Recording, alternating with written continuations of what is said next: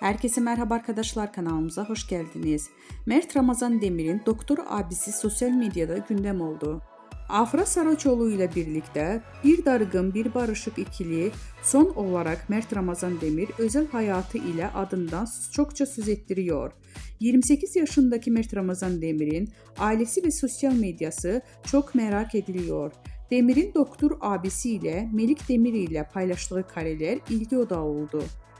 Afra Saraçoğlu ile yaşadığı çalkantılı aşkla gündeme düşen Mert Ramazan Demir, özel hayatı kadar ailesi de merak konusu.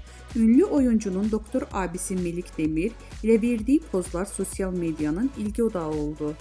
Son dönemde en konuşulan çiftlerden biri olan ünlü oyuncuların dizi ile birlikte ilişkileri de bitti.